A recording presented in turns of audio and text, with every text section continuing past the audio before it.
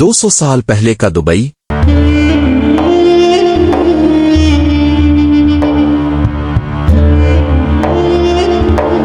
ये वो दुबई नहीं जो आज हम देखते हैं।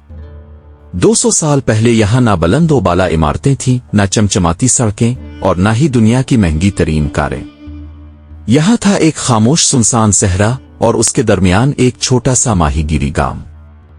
19वीं सदी के अवाइल में दुबई सिर्फ चंद सौ लोगों का मस्कन था। ये लोग माहीगीरी करते, खजूरों के बागात संभालते और सबसे कीमती तिजारत मोतियों की तलाश में समंदर की गहराइयों में उतरते। दुबई की पहचान इस वक्त मोती हुआ करते थे, न कि सोने और चांदी के बाजार।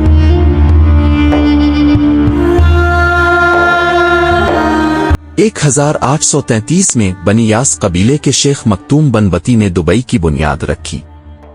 उन्होंने इसे एक आजाद तिजारती बंदरगाह बनाया जहां भारतीय, ईरानी और अरब ताजिर आकर बसने लगे। आहिस्ता आहिस्ता दुबई खलीज फारिस की एक अहम तिजारती गुजरगाह बनने लगा।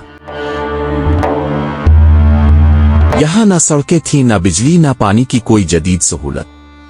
लेकिन एक चीज थी, तरक्की का ख्वाब। दुबई के हुक्मरानों ने तिजारत को फरोग दिया, बैरूनी सरमायाकारों को खुश आमदीद कहा और एक ऐसा मुस्तकबिल तख्लीक करने का अज़्म किया जिसका आज हम नज़ारा कर रहे हैं।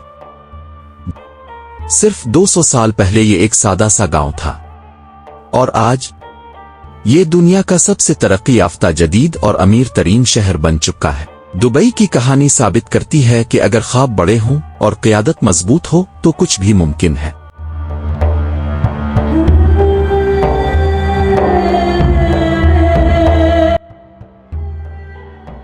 ये थी दुबई की कहानी। अगर आपको हमारी ये वीडियो पसंद आई तो सब्सक्राइब जरूर करें।